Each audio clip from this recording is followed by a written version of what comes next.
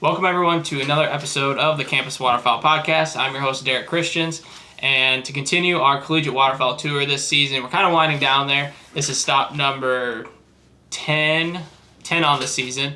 Last week we were in Idaho. Those videos will be rolling out on YouTube here shortly. But this weekend I am in Louisiana hunting with some students from Louisiana State University. But before we get into the podcast and before I share some of the topics that we're going to be covering, got to thank Kent Cartridge for sponsoring this year's tour. They supply the ammo for the students to shoot over the weekend.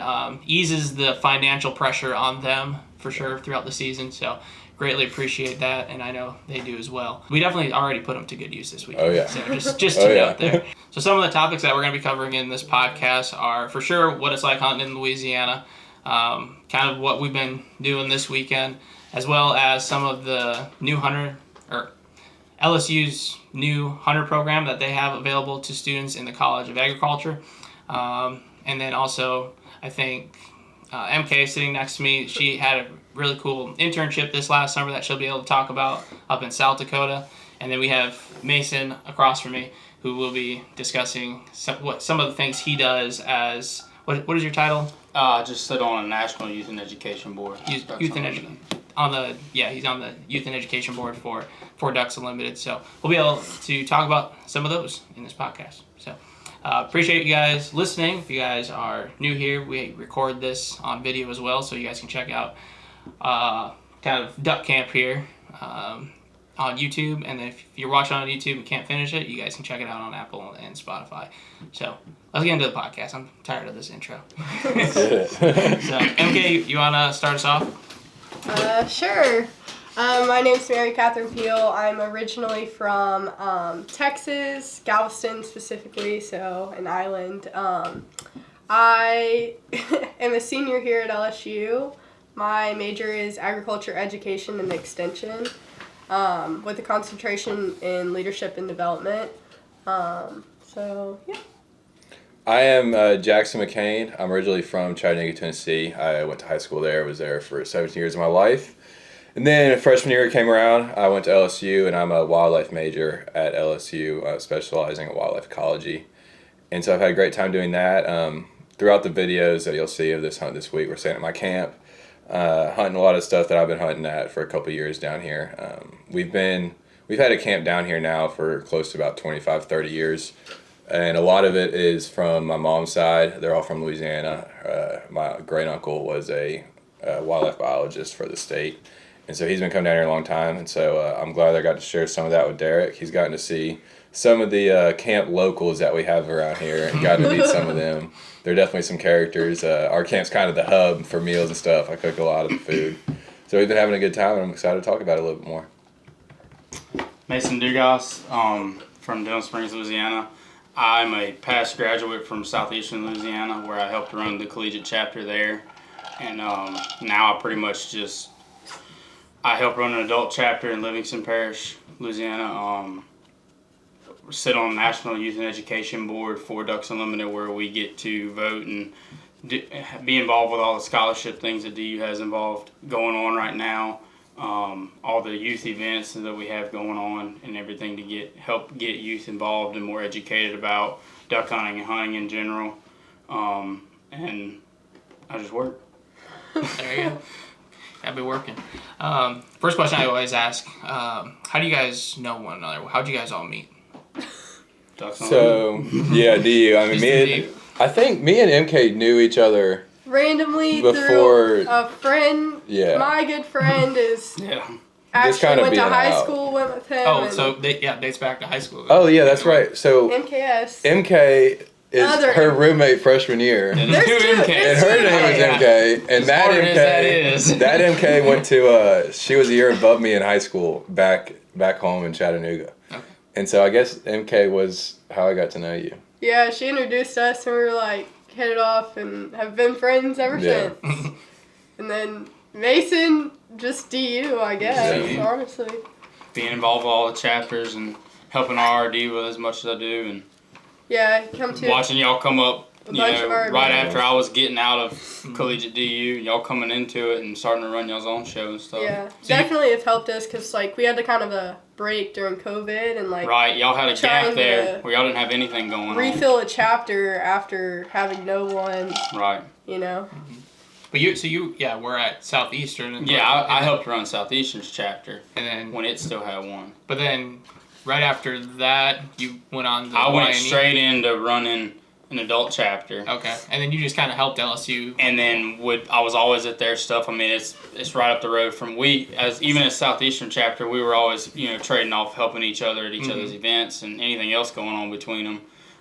So I mean, I was still around, and as tight as we all are with our RD, I wasn't going anywhere, so I still go to several events throughout the year and help him, whether it's theirs or other ones. If I can make it to it, I'm at it pretty much. And they're trying to restart their chapter, so we're trying to kind of help Right. them. Oh, cool. And Yeah, we're trying to get Southeasterns fired back up So because we- it had a little bit of a gap too after I left. yeah, they've kind of volunteered at our stuff, so we're going to try and help them volunteer at their stuff. And like, Are y'all Show having a lot of students kind of lead that push, or is it mostly There is the we like, have past people that have been there?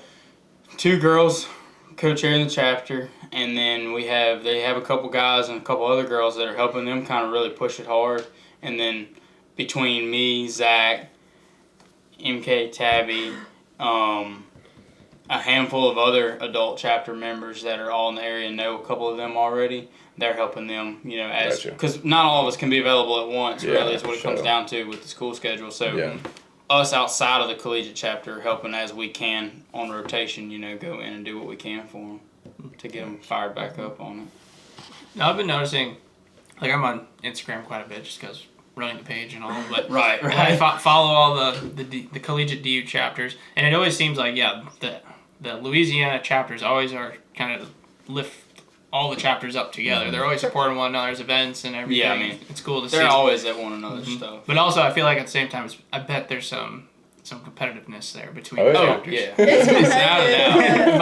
but it's And all, on different scales, because different schools are on different levels as far as how good their but chapter I mean, does. like Yeah. Ole Miss has reached out to us to come, and like, unfortunately, Right. it just hasn't worked out with school and finals and all that. But like, they're having Riley Green or something. yeah, they got their So I'm gonna try and go to conservation that, concert. and so we're gonna try and get a group to go. And UL's having a gumbo, UL's having some little Cook-off. thing coming up. and so we're gonna all try and maybe make a team. Oh, I need to make a pot of gumbo for that. It's a team. Yeah. It's a competition. That'd be So fun. we try and like, as We're still much gonna as let it you cook is it. a competition, kind of go. I mean, they all came to our event our crawfish bowl last year. Yeah, they were all there. Do you guys have a date on your guys' crawfish boil yet for this year? y'all? It's I think it's y'all- April 20th, but which That's is a gonna Thursday. change. It's not gonna change. You don't think so? No, it's not gonna change. Uh, But it's not gonna be a crawfish boil. It's going to be.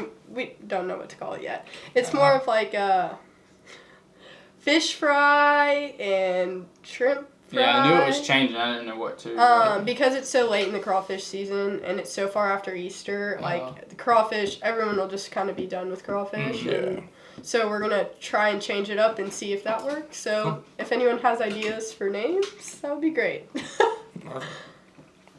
I want to talk about some of what it's like hunting in southern Louisiana.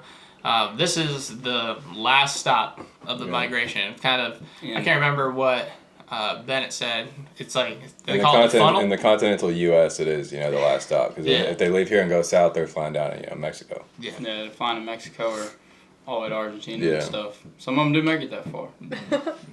Bennett was calling it. He says like it's the funnel of a bunch of the flyways. Yeah. Following the river down here, but it really is their last. There's nowhere else to go. Yeah. Unless you go off, unless they want to make that run across the Gulf. So what is it like hunting here and hunting these birds that have touched or flew Tough. over all the states, Yeah. north to south? Very, very tough. Well, you got to see it firsthand. Not really this morning, but yesterday morning, those gray ducks that they come by and they come close and they kind of give you a look. And I always tell people that when they come and do that, they're reading the brand of your decoys. You're going to see what brand of decoys you got before they fly out. But it can be challenging. These birds have seen a lot. They've seen everything. They've flown the entire U.S. by the time we're getting a shot at them. They've heard every poor duck call. Yeah. Every good duck call. Yeah, exactly. They've seen every spinning wing decoy. And they've seen every spread known to man. from 6 Yeah. decoys to 20 dozen decoys in a hole, somewhere in Missouri. From fields to water to everything. And especially down here this time of year, I'll have hunts where I'll put out 6 decoys and kill a bunch of ducks. No robo-duck, just 6, 7 decoys. If you're where they want to be, you'll kill them. And a lot of times, only putting out 6 or 7 is more realistic. If you're just looking around a pond and there's only a couple smaller groups in there, you don't want to have 3 dozen decoys out.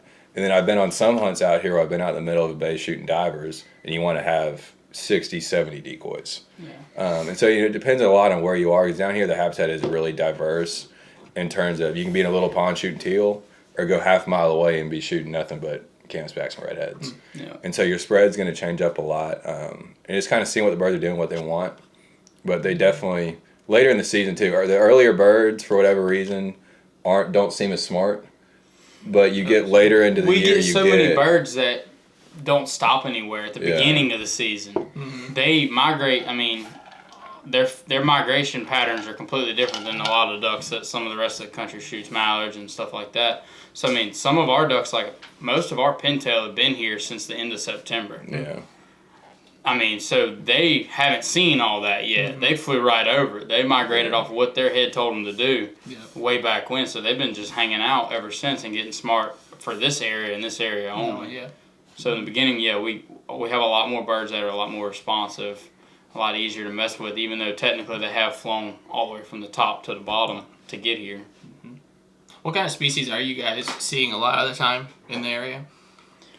Everything. I always tell people, any type of duck you want to shoot in North America, you can pretty much shoot here except for a wood duck or a mallard. And then, the coastal ducks Shot that are wood kind of... Do what? I've shot both of them here. You can do it. I'm not saying you can't. And 20 years ago, they would kill. common. 20 years ago, I've never seen a mallard duck down here. I've seen 3 wood ducks down here during teal season. You can't shoot them during then. Rainbow teal is a... The rainbow teal. Yeah, Some rainbow teal. people would call it rainbow teal, unfortunately, yes. But they used to actually kill a good bit of mallards down here. But I've never seen one. I don't really hear of it seldomly. But widgeons and grays, it's kind of what you want. What's a gray? Yeah, next we gotta go into what's a the gray? terminology. Some of the country doesn't know what a gray duck is. So the gray duck is your gadwall. There we go. And then your widgeon, I was talking to him, there was some Cajun guy I met at a restaurant down here a couple years ago, and he came in and asked me what I shot, and I told him I shot 3 gray ducks, a widgeon, and a teal. And he said, "Oh, you shot the Weezian?" Yep. So I've started calling Heard that widgeon. so many times. Weezian? So you've heard that too? What? That was the You only mean a time. widgeon? Yeah. There's an I in the beginning of the word. Oh, you shot the Weezian. But yeah, and then going into that, a dogri, you'll hear that a lot down here. That's a scaup. Both a greater and lesser are both dogris. We don't discriminate between the two. A poodoo is a coot. Dogged out. Yeah, a poodoo is a coot. And that's pretty much it. I mean, everything else is pretty much the standard. Blue and grooming teal. Yeah. Pintail, gadwall. But in terms of what we're shooting, Shovelers. divers, We shoot shovelers a good bit down here. but we'll shoot spoonies, grays, widgeon, both teal, reds, canvasbacks, pintails. Beginning of the season, so mottled ducks are resident birds in pretty much Louisiana and Florida. And so during teal season, we get a lot of teal, but you're also looking at a bunch of mottled ducks coming in your spread. You will watch. You will have to watch a lot of mottled ducks live. Yeah. Come in and do it absolutely dirty. And they float. I mean, you can't shoot them. I don't even think it's fair to say they're flying. They float on by when they see them.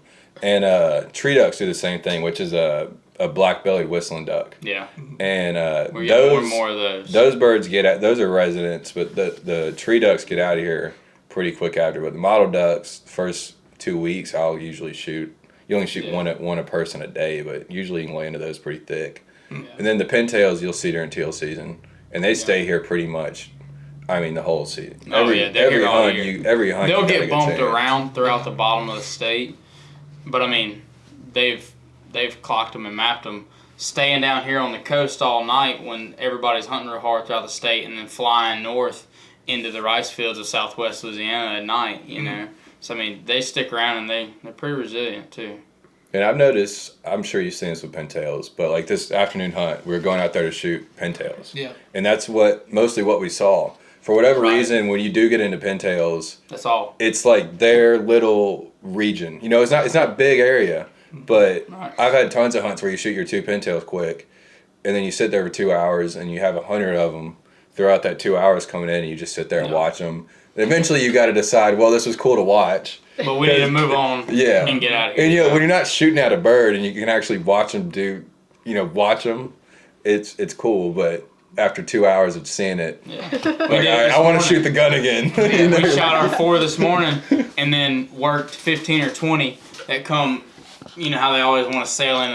They're known for going right over you blind down here. They're going to come right over the top of you and look at you hard. Coming right here, I mean, I could have hit them with my gun barrel, but we couldn't do anything to them. And then we worked other groups where we just let the decoys work them. We didn't whistle at them, we didn't call at them, nothing, just to see what they would do on their own. And of course, they come in, you know, feet down, try to sit, Yeah. and we can't touch them.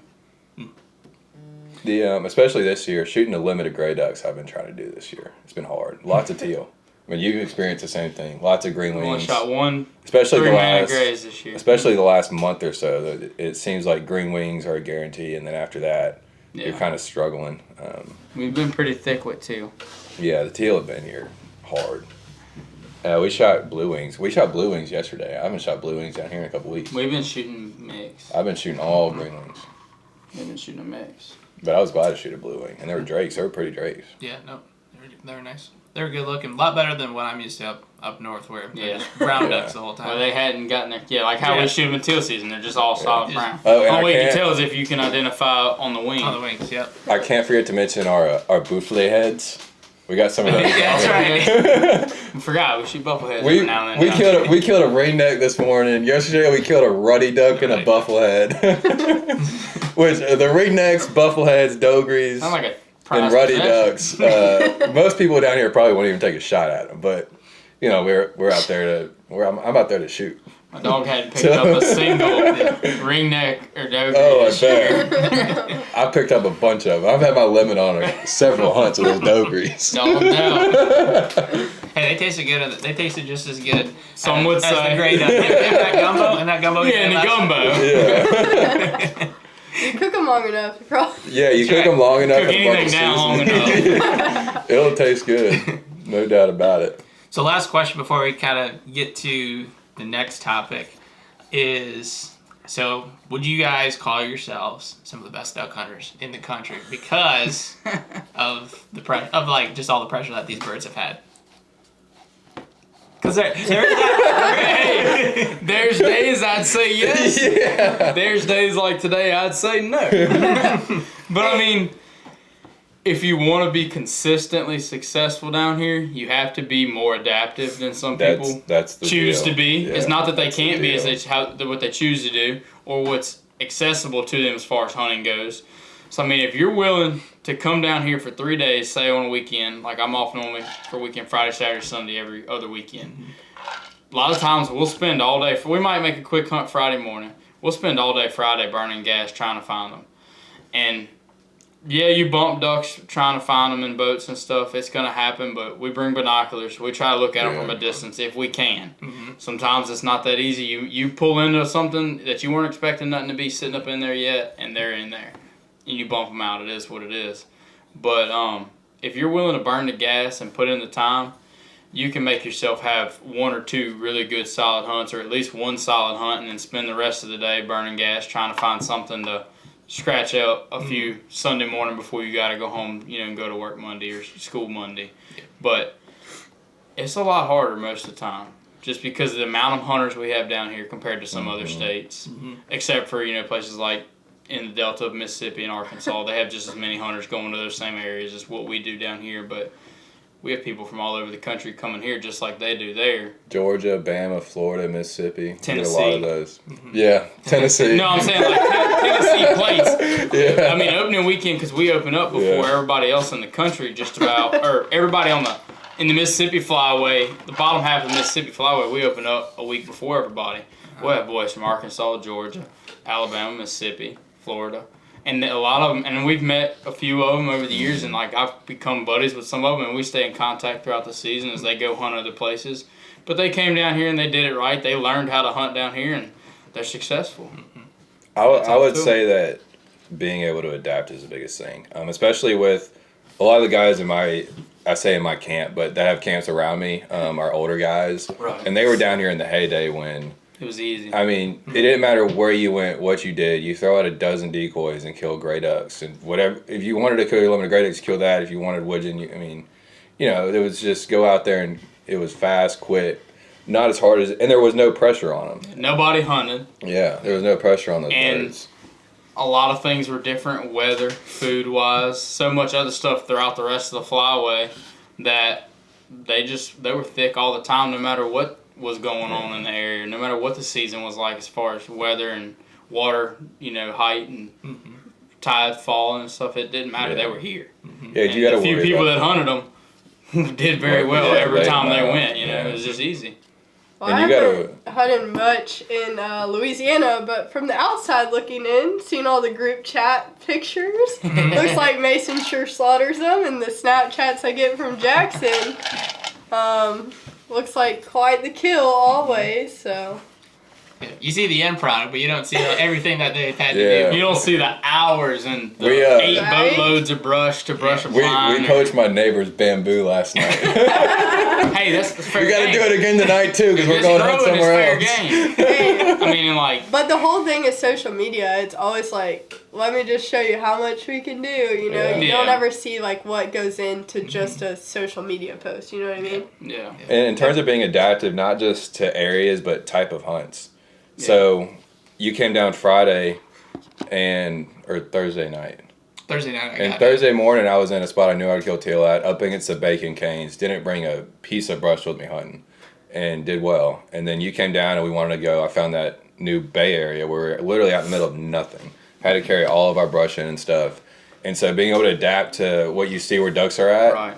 is a big deal. And as well as not only that, but looking at areas, it's not like driving a truck around where you're scouting and you might get worried about stuck in the mud and stuff, but down here you can get stuck in these sandbars and be in trouble Run up on a quick. sand flat, have motor trouble, Yeah. in a mud boat or an outboard, and you're all the way down the river at the head of passes or on the WMA with down no there. phone and service. You have Hope little to somebody no phone comes by. service. And you just better hope somebody else is doing the same thing as you are, or Yeah. hopefully you let some people know that you were going down there. Hey, I should be back by 7 tonight. It'll be well after dark, but I should be coming back up the river at least by then. If not, I want to start calling some people having them looking for me. I always do that, especially when I'm by myself down here. I'll tell somebody down here that I know. Maybe even if they're not here, but if they don't hear back from me, they know enough people that are down here to find somebody. And like we've that all can made go buddies look with for charter me. captains Yeah. that have big boats that, hey, I'm sitting on sand flat. You got your good prop on your boat right now. You can come pull me off of this, or am I leaving my boat here for 2 days until the tide gets back up enough? And I'll just walk to you and I'll get in your boat if you come pick me up at the main pass. We've done that. I mean, you can't be not too friendly. Like I pulled so many people back across the river with my boat when I could have just kept on going by them, but they were having motor trouble, and luckily, knock on wood, it hadn't happened to me yet. But hopefully, somebody stops and helps me that day. Don't not stop and help somebody. You don't know. Like we keep parts in our boats, everything, tools. Stuff breaks. And the land always changes down here. So if you ran a track, last season that you never had an issue with, and you run it this year, 2 weeks ago you ran a track, and then this week you run it. The water's completely different all of a sudden. You'll be high and dry quick. You could have been in 5 foot deep water running in our mud boat over there, which is more than enough. Mm-hmm. And then you run that same line in the dark and turn off all your lights so you can see better on a clear night. And you're running that track and you're watching your line, and all of a sudden you're sitting on a sand flat for 8 hours. Yeah, it happens. And so on the topic of have the water falling out on you in tides and having a year after year, you got to change up kind of what you do. 3 or 4 years ago, me, my buddy Matthew Boudreau, who was down here for 1 or 2 of the hunts that we filmed, so you'll get to see him. Me, him, my cousin, it was Tori, I think was with us, and then Mark Begay. And so we had 4 of us hunting, and I decided I don't want to run all of us out there in my mud boat to go hunt that day. So I took my uncle's bass boat. And I put all the decoys, all the people in the bass boat, and I had Mark take the bass boat out there and follow behind me in my Go Devil. And we essentially got about as close as we get that bass boat to where we were hunting at before the water got too shallow. and we've parked this bass boat at the same point of an island for like 5 or 6 years. Always done it. Never had an issue. So I pull it up onto that point, and we all get my duck boat. We go hunt. I think we killed 14 or 15 ducks. We didn't have a limit, but we had a good hunt.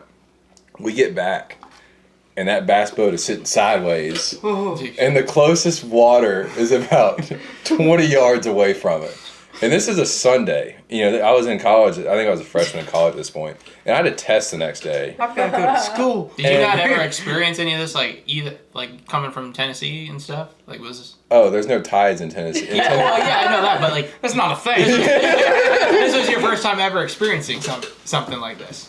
In Being in a terms, bind like in that, terms of probably. like being just down here or being in a bind that bad. Yeah, probably that bad. Yeah, that was the Well, first. That was the first time, and like I You said, will do it again. Like Yeah. you say, oh, I'm gonna learn my lesson. It happens again. and I was just, you know, I didn't check the tides obviously, and we got back, and there was like that much water underneath the boat, but you can see the sand kind of coming up out of the water, and it was 30 yards from the actual channel. So I had 30 yards of like sand that I had to figure out how to get this boat from there to there because I had a test the next day, and it wasn't even my boat; it was my uncle's boat. You know, so I can't leave. tear it up in the process either. I can't tear up his boat. I can't just leave it out there. I can't stay there till the next day when the water comes. It's going to take 24 hours to get that water back up to what it was when I drove in there, right? So And if it's not suctioned to the bottom at that point, and it still might not be enough to get it So up. I wasn't even driving the boat and got it stuck. I just parked it and the thing was stuck. And luckily, I know some friends down here, and they brought out 2 boats and about 180 feet of rope. And with a couple of us pushing that thing and pulling on those boats, we were able to get it off. But that's just, you know, something you've done all of these years, and all of a sudden it was a big issue. So you got to be careful. You got to be careful for sure. Yeah, it changes every year. Between like coming back down here for the beginning of the season, we'll be riding down one of the main passes of the river or something. Once you get down to the head of the passes where the river splits 3 ways, and you'll be going. You know, it's middle of daylight. You're scouting. You know, you're not out there at daybreak or at dusk, and all of a sudden you'll see like pelicans, flat-footed, standing taller than the boat, and you're down in the water, and you're like, whoa, and it'll be just a sandbar halfway across the channel. Jeez. That was not there the year before, but with the constant rise and fall of Mississippi, especially during the spring, and it always happens during the summer once or twice, it's just silted in. And if you are not paying attention to what's coming up in front of you, way in front of you for that much, you wind up going up on that, and you're not getting off of it easy. You know, you'd be back in the boat situation like the bass boat was. And not only are you dealing with nature, but you're dealing with man as well. So I was showing these dredge ships down here. They're dredging all silt kinds of stuff out of the middle of the river, and they're pumping all that back in the marsh. And they're running these big old pipes. I mean, they're about Massive. that big around. Which is great for the marsh. It's building habitat. It's great for the marsh, but it's not great if you haven't been to a spot in a month and you're running in the dark on GPS in the fog. And a pond that used to be run in 6 feet deep, and now it's sand. Yeah, Like, literally a beach. Hey, even at negative 0.1 tide, that was soft mud. I can get in there. I got water. I can get a mud boat in and out of it, hunt it, or run across it, whatever. And then all of a sudden, it's 2 inches of water, and it's a solid sand bottom. But you didn't know that because you're running it in the dark for the first time since they pumped it in. Which we found some during teal season that they had pumped in from the start of teal season to the end. That we had hunted in there at the beginning of teal season. It's blocked off. You know, it's a peninsula now. That island's not you there can't anymore. get. You know exactly what I'm talking about. You can't get to it at all. And if some parts of it you can see, it looks like you're in Gulf Shores of Alabama looking at the beach from the ocean because it's just a mound of sand. You want to bring a lawn chair up. Over there, I was literally looking at it yesterday. There was a point that had to have been 5.5 feet above my boat. Yes, without a doubt. Like maybe 6 or 7 feet. I can't wait, but the ducks love getting in that. They love getting on the sand once a bunch of crustaceans and stuff start growing in it. And I mean, living it, not really growing. But once there's some grass on that sand mound next year, I'm taking a layout blind and shooting ducks off the sand right there next year. It is. I mean, you gotta adapt and overcome. We were in a layout today at Bennett's Lease. Really? Yeah. We've hunted in actual field layout blinds, down here on sand flats. Jeez. Being able to adapt. And you don't always overcome. You might adapt, but you don't always overcome. You gotta at least try. You first have to adapt. Sometimes Give it yourself still a chance. wins and you do not. Yeah, you gotta at least You try. would drive home just tired, radio down all I the just way. feel like that's hunting in general, though. Like, Oh, yeah. for sure. You can't win them all. No, I think that's information or advice for all waterfowl hunters out there. You can't win them all. Can't win them all, and you have to adapt. You gotta I mean, accept the like- victories, accept the learning experiences. I mean, I've always been a believer, and even on a hunt that we go on and we do absolutely horrible, if I can see ducks doing something somewhere, or what they don't like about what we're doing, or how we're doing it, or what we changed, they might have adapted, or we adapted and they liked it. Then I learned something. That's another trick in the bag that I can just store, and if I come across it again, I can say, oh, whoa, we've done this before, let's try it again real quick. And if it still don't work, then we'll keep moving on to other things. I mean, you got to be willing to try stuff. I mean, even, like, the first time I went hunting in dry field, like, up north in South Dakota, like, we were all set up, everything was great, we saw hundreds of ducks coming in. 10 minutes before shooting light, they just go, about 500 yards, just hang out over there. So we, like, wait there for an hour, and they just, like, never come back. So we literally went and got the truck, put everything in the truck, moved about 500 yards, and, I mean, we had, like, 8-man limit. Like, how does that happen? Literally. They don't even care. I think Just that's have to move. what you mentioned there, and things that I've learned just through my travels is with ducks, you have to be on the X. It does not matter. You can kill them and be off of the X if you happen to have something that they want and like as far as how it looks for whatever reason that might be in their head. But being where they want to be, it don't matter how you do it. They're coming. Mm-hmm. And that spot that they want to be can change in 4 hours. It can change Right. with That's the fall and re-rise of our tide. Yeah. They might have been wanting to be in there so thick yesterday morning when the tide was at this, and you look at your tide chart and say, oh, it's going to be just like that again in the morning, or tomorrow evening it's going to be the same tide. Maybe they'll start coming back in there and trying to feed again. We'll be there to hunt them. They won't be nowhere to be found. Or they might have done it, you might have watched them and hunted them for 4 or 5 days in a row doing the same thing, and then the 6th and 7th day, all the conditions are, the same for the most part, and they're nowhere to be found. You didn't kill them all. I mean, you didn't run them out of there. They're just done with it. Well, they went to Mexico. Yeah, they went south. Yeah. They obviously went to Mexico. They obviously went to Mexico. They're done with this place. They got tired of being shot at, them poor little birds. Well, They've seen Mason one too many they times. have seen They've it seen a few hunters. times this year. Down Shift work here. is a beautiful thing for duck hunting. Yeah. Another thing I want to mention is just kind of, I'd say, just internship opportunities. And so I want MK to talk about her cool experience going from, growing up in Texas and then school in Louisiana, but then getting the opportunity to go north to South Dakota. She's been everywhere. Yeah, in my kind of region where I went to college, and so I want to hear what your thoughts are of the area, and then also what did you do as your internship? So I'm originally from Texas. I grew up hunting in Texas. I've actually never hunted in Louisiana, I don't think. Until today? Until today, yeah. I've never hunted in Louisiana.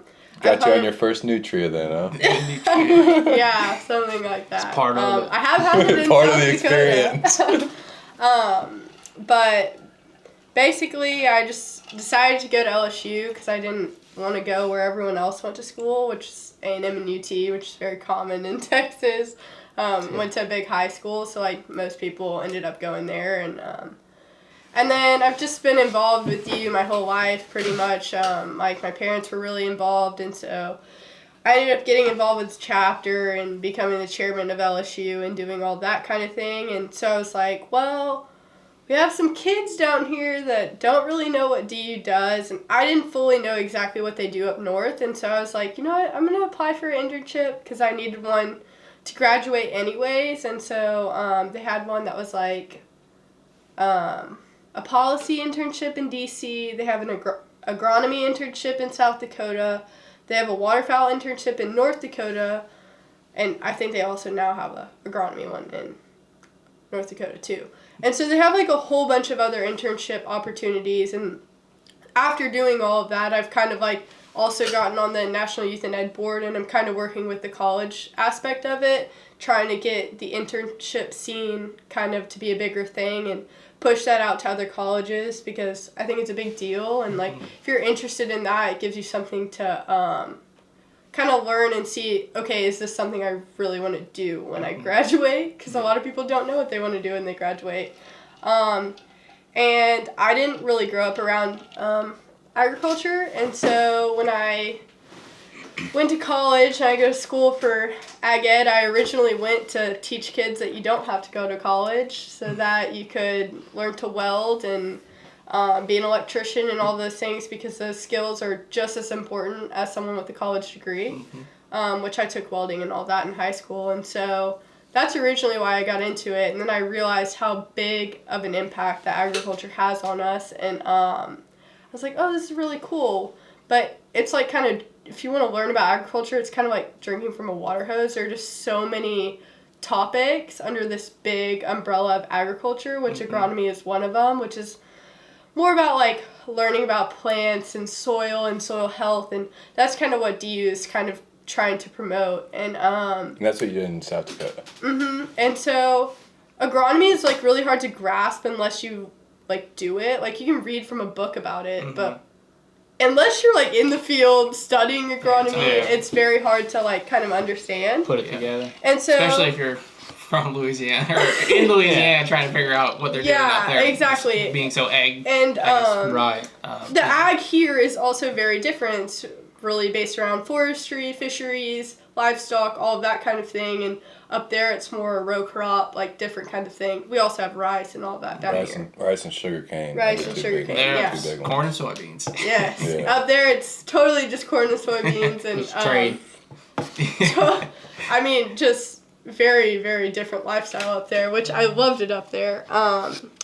And so I was like, okay, I'll try and see if I get this agronomy internship, not really knowing. I mean, I knew bare minimum of agronomy going in, which I had an awesome supervisor, Brian Chatham, who really taught us well, and the other intern didn't know much about agronomy, and so it kind of took us on the map of like, why is DU interested in agronomy, which they're kind of interested in helping farmers get into regenerative agriculture, which is based on like trying to start, I don't know how to explain this, trying to get farmers to stop doing like conventional tillage, which caused the Dust Bowl in the 30s, which is kind of a long story. But, soil erosion is a big yes. thing with that. And so basically they're trying to do that and trying to help cost share cover crops and, you know, fence for livestock and different things like that, which is, I mean, I never would have thought that, like, oh, DU would be interested in that. But that also helps, you know,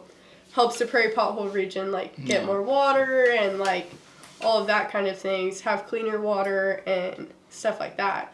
And so I kind of just, like, went up there to, one, learn what DU was doing up north, and two, to kind of learn a little bit more in depth about agronomy, which was really interesting. And I ended up loving South Dakota, so I don't know. We'll see if I do another internship this summer, but... now you just gotta go to North Dakota, do the agronomy in North Dakota, see Yeah. the difference. Go one state up and see. Yeah, It's- then I you think can tell it's- everyone South Dakota's better. we went both. Right.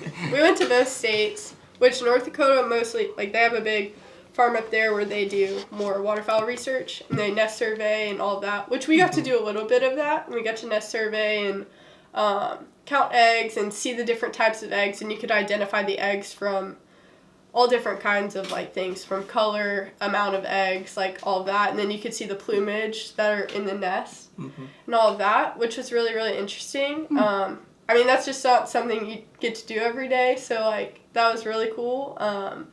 They do all kinds of stuff like that, so it's a really cool internship for sure. But basically, DU has a whole bunch of different internship opportunities. We're trying to work on maybe an engineering opportunity, because obviously they have a whole bunch of engineers. I know if you go to ducks.org and then you go to apply for jobs or jobs, the link down there, it has like a whole bunch of different applications. The internship applications are also in that. I know that LSU and a lot of schools have different internship opportunities. Jackson, what's the one that you did with? Yeah, so Dr. I Collier. got so Dr. Collier he's a professor at LSU, and he was my boss for this job. And the last 2 summers, we've been doing a research project on gallinule. And they come in 2 forms. They got the common gallinule, which I always try to people, it's a coot with the candy corn beak, essentially. And then if you want to look it up, it's Gallinule, and it's pronounced gallinule. But they got the commas and they got the purple gallinule. And what we're trying to prove is that a lot of our gallinule in the state of Louisiana are not migrating up north like typical waterfowl do and coming south. We're trying to prove that most of these birds that we have down here and that stay here through the winter were actually resident birds. So meaning that they bred here, they nested here, and they pretty much essentially live here. And the way that we're doing that is I'm going out there for the last 2 summers all over South Louisiana on both public properties and private properties I get permission and access to, and I'm harvesting these gallinules, and both common and purples. And right now I think over the last 2 years I collected a little over 400 in the 2 summers that I've been doing this job, and we're just about to start doing the actual research on these birds that I've collected. So they're in the freezer right now, and a bird, you can take an isotopic scan of a bird. And wherever they spend their summers at will scan differently because of, I believe it's the soil that they're eating and using during that time of where they're actually growing up into maturity. Because I'm pretty sure what this is the science behind it. But you can take an isotopic scan of a bird, and wherever they spend a summer at, they're going to scan differently. And so essentially what I was doing harvesting these birds down in South Louisiana was building a database of what our resident local birds scan. And they're going to scan differently than a bird that grew up in, say, North Arkansas or Illinois. And the idea is during hunting season, we'll collect birds as well. I'm not sure how they're going to do that yet. They haven't had me collect much samples at all during the actual hunting season. So I'm not sure if it's going to be me or somebody else like me doing it, or if they're going to take wing samples from other hunters. I don't know what they're going to do yet. But they're going to take those and match those up to what I did during the summer. And so essentially I'm building a database for what our birds look like, and we're going to see how much of what we harvest in the wintertime matches to that. And that's going to give us an idea of how many resident birds we're killing versus migrants and kind of what our population of birds is doing. And so that's a cool job I've been doing. And then another really cool thing that Professor Brett Collier is doing, who was my boss for that, is the new hunter program at LSU. And he teaches wildlife techniques, which is offered to seniors typically in their fall semester, which I was actually in that class this semester. And there's roughly about 40 students, 45-ish students. And part of the class is obviously techniques. So you learn how to identify waterfowl by their wing. You learn how to trap animals and all the type of, you learn how to, like we go out there and catch ducks. We learn how to do the duck nets, the duck cannons, which is a fun class, a fun deal we do. But it's all of that kind of technical stuff. So you're not really memorizing information as much as getting on-hands experience with how wildlife are managed. And part of that class is if you never hunted before, you have the opportunity to hunt. And it can be either waterfowl or deer.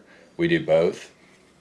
They also offer you to get your hunter safety in that class. That's a requirement. Do a hunter education. Well, yeah. So you the whole process. If you never hunted before, Brett will teach a hunter's ed course that you have to go to get your to be able to legally hunt. Is that separate from the class, or is that during so the class? That's not during the class. If you're in the class, you're given the information on when to go. And I think this year there were maybe 20 to 25 students that decided to go on their first hunt, and part of that being after class during your personal hours, Brett would host a hunter's ed class. Okay. And it was 2 segments, one a week. And he's certified to teach hunter's ed for Louisiana. And so he would teach it to those students that wanted to go hunt. They would all get certified, and then they obviously had to buy their license to go out and hunt. But he guarantees the chance for these students to go on a hunt. And actually, DU Nation covered a hunt I think it was during the first split. It was a month and a half ago, 2 months ago maybe.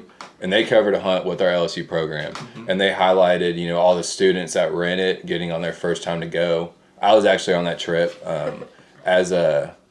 my boss let me go as kind of a guide, you know, just to help in the blind and hang out and whatever. So I was glad he let me go. It was a really fun hunt. But that's on DU Nation's channel, so you can check that out on there. On YouTube, yeah. YouTube, yeah. And on the YouTube video, I'll put a little link in the top right corner for people to click. So we're up here. It's definitely interesting. Like we have a few students that went on that hunt that are in the Tiger chapter for Ducks Unlimited, and some of them are in our majors, some of them aren't. And they'd never been hunting before, and so seeing their experience and like her sharing her personal story about like, oh my gosh, some people just don't grow up with the opportunity to go hunting. It's expensive, and they don't have the family or the resources to go, and so having that opportunity is like a big deal, and it's awesome that LSU kind of offers that, especially for some of those people. And speaking of the cost, LSU covers the whole cost of the hunt minus your license. And so buying the hunting license is on the student. And if there's extenuating circumstances, Brett and Kevin Ringelman, who's a waterfowl professor at LSU, he and Brett work together on this program. And if there's a big financial issue with buying the license, they'll help out. But I think Louisiana offers a 3-day license for students for like $25. But they plus like the duck give you the stand, clothes, they help you find guns, they pretty much help round up everything to make it happen. But when you ask around, and I mean, like, we have a girl going on hunt, tomorrow? No, the next day, Monday, and she's never been hunting before, and so we just text around, who has size this, who has size that, and so we're just all bringing it. The big part about that whole program is accessibility, and really who makes that possible is Kevin Ringelman and Brett Collier. They put a lot of their they're not getting paid by LSU to do this program. This is all their free time going into this program, where they're getting all the sponsors, getting all the private property and stuff to hunt it. And when they first started, they were taking these students on public and waterfowl hunts, which, if you know anything about public and waterfowl hunts, it's not the best way to get introduced to waterfowl hunting. One, because it's difficult from a physical, and a lot of preparation goes into it. And two, you may not shoot a lot. So they started like that, and they were kind of like, all right, this isn't going to work for getting these students invested. And so they started reaching out to a lot of people that they kind of knew through connections and gain access to private property. And that's when the program really started to expand. And we have waterfowl hunts all over South Louisiana, all on public property, all, 5-star hunts that you normally have to pay a couple grand for probably if you wanted to go on. Oak Grove always does a teal hunt, and we'll bring out usually 10 to 12 students on that hunt, and they shoot limits almost every time.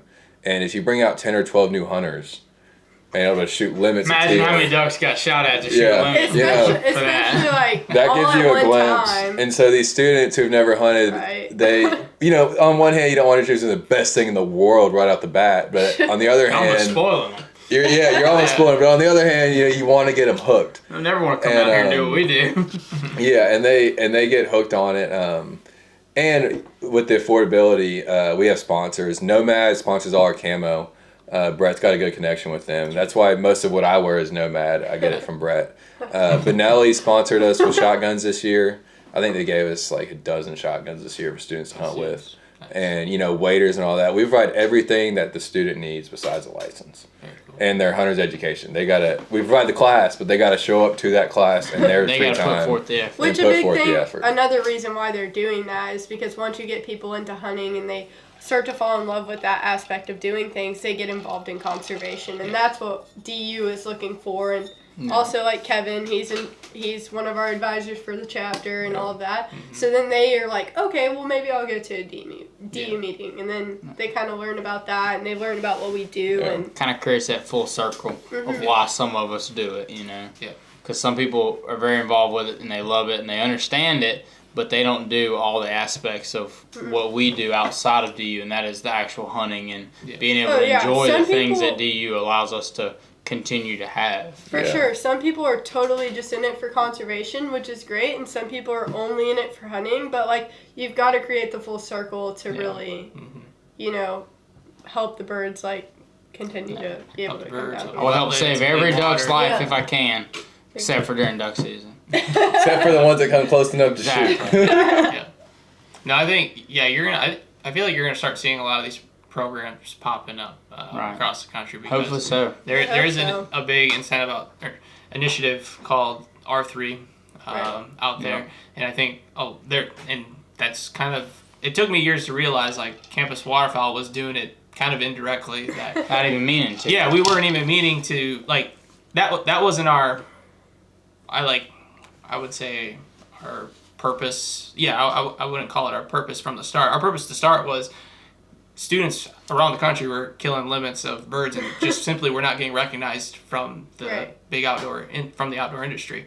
And then it took me about probably 6 years, and I heard about R3, and it's like, so recruiting.